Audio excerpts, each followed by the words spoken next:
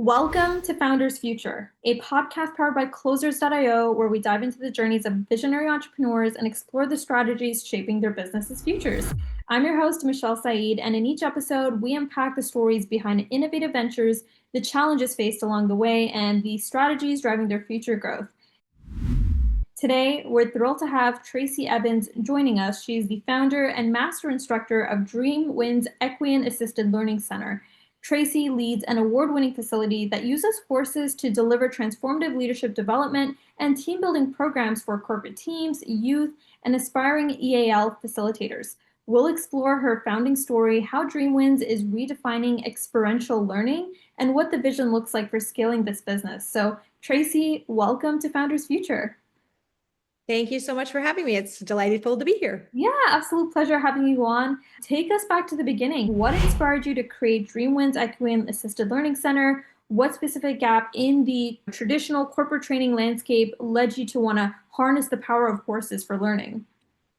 My journey was a little bit bended road, if you will. Wasn't a typical way to get to this kind of career, but I had climbed the corporate ladder like every good MBA does and realized I had nothing for myself, which got me to take a horse riding lesson because I'd loved horses my whole life.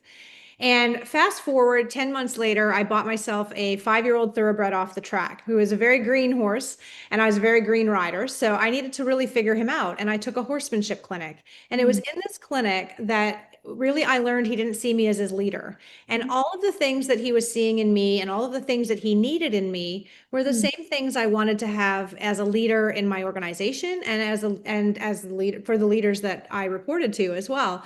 And it just amazed me how much this time in this clinic forced me to look at myself. I'd been in all the leadership programs. We've done our masters, we've done all the corporate training. And when you sit behind a table at a corporate training, it's real easy just to go, yeah, I do that. I do Yeah. that. But the horse will tell you straight up whether you're doing it or whether you're not. And they'll also really feedback what's happening with the energy that you're bringing to the table and all of those things. And it just was this huge aha moment for me. Like, why aren't we all learning like this? I could see leaders in my organizations that could benefit from this. And I certainly just thought it was just such a revolutionary way to create that learning in organizations. And my goal became, because I also feel from a team building and leadership perspective, if you have a poor team dynamic at work or you are suffering from under poor leadership or challenging leadership, your whole life is not great, right? You take that home, like it or not. So for me, I really wanted to create an environment in the workspace that was somewhere people wanted to go. They had great leaders, they had opportunity. And I just saw this as a great avenue to do that. And it took me about 9 years to figure out how to exit my corporate career. I was vice president of marketing at American Express for the merchant organization. I had teams in Mexico, Argentina, Puerto Rico, and I reported to the US and Canada. And I was on a plane more than I was in my barn with my horses. And I thought it's time. And that's what led me to incorporate and to bring Dreamwinds to life. Phenomenal. I love that. That's awe-inspiring to our audience today, taking that leap of faith really from exiting a corporate career that I'm sure probably had its own benefits. And People thought I was crazy. I can imagine that it still exists today, right? Especially in the entrepreneurial landscape. Yeah, I want to get into the nuts and bolts now with where you are today as far as the core offer goes. Walk us through that. How do you shape what you do for some of the clients you work with? What is the core offer? And then who is your ideal client? So it's a multi-part question here, but I'd love for you to paint that picture for us.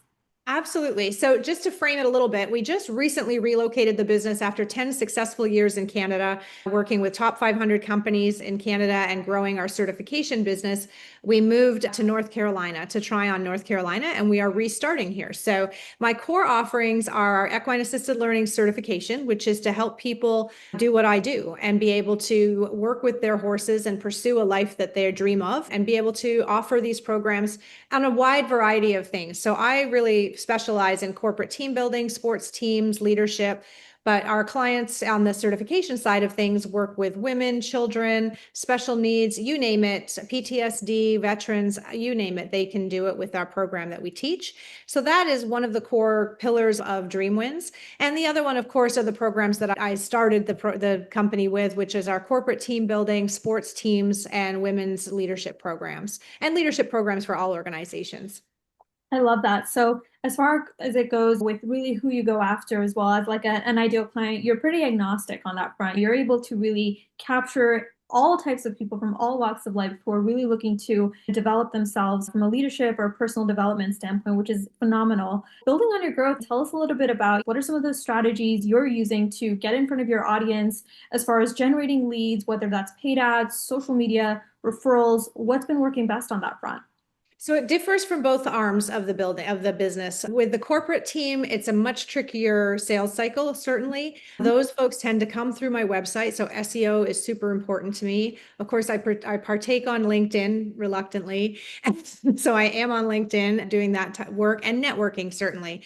Once that business starts going, how it worked in Canada, certainly, once you get those large corporations, they tell everybody. So our business grew exponentially over those 10 years because we had large top 500 companies that would bring us teams of 30. And those 30 people would tell other people that they worked with, their spouses, their friends, their family. And then we would get other organizations in. And we were fortunate up there to be working with a lot of the banks. With CIBC was a large company of ours, client of ours. We worked with Google, Iron Mountain, Cisco International. Like we've had a lot of great experience up in Canada with that. And we're starting to build that down here. So our clients down here, we've had Coca-Cola here, we've had GSK. We're doing some work with Habitat for Humanity this year. So there's lots of different elements to it, and there's a wide variety of clients that can benefit from it. So my sweet spot certainly are those larger organizations that come in at the VP level, bring their directors, and then the directors bring their teams, et cetera, as well as organizations that do a lot of cross-functional teamwork,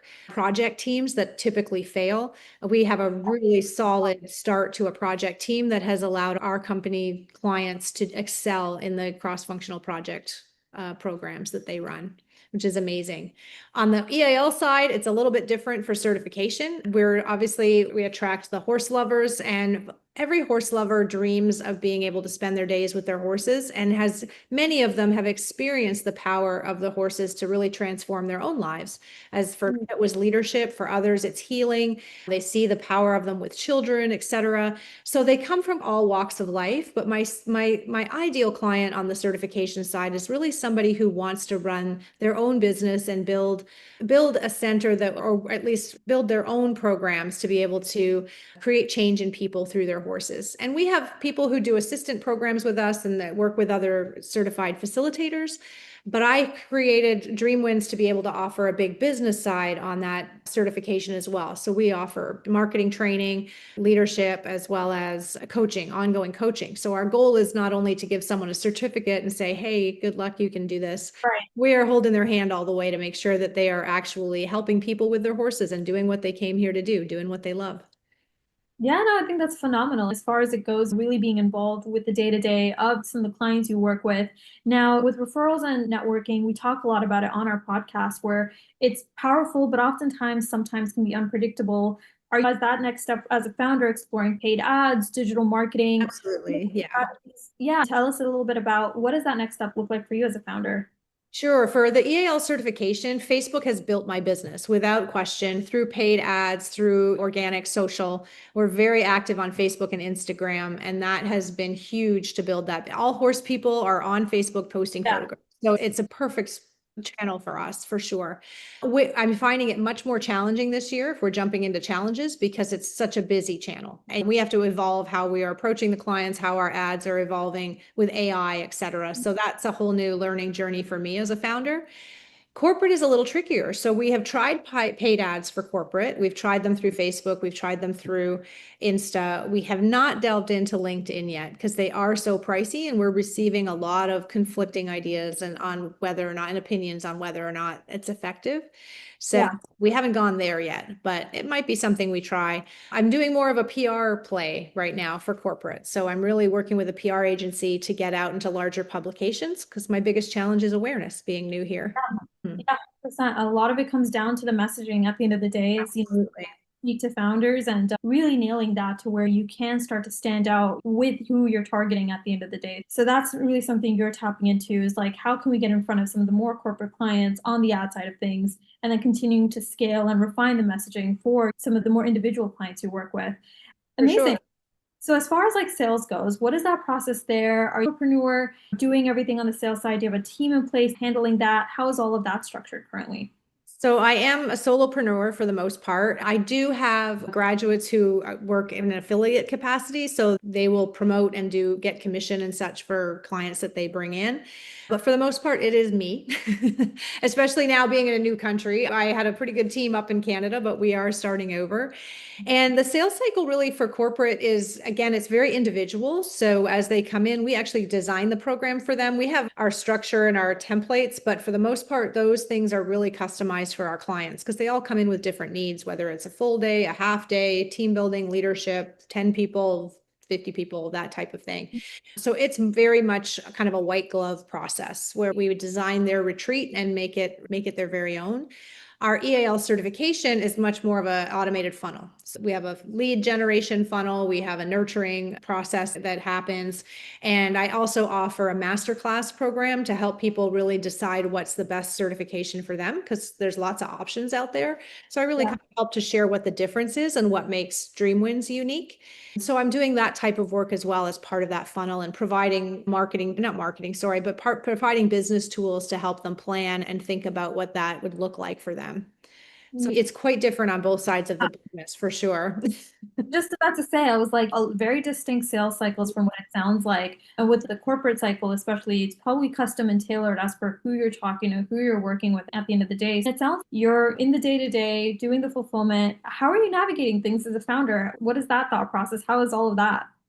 It's a little insane. It can be for sure. I do have some things that I can outsource, which are on a small scale right now.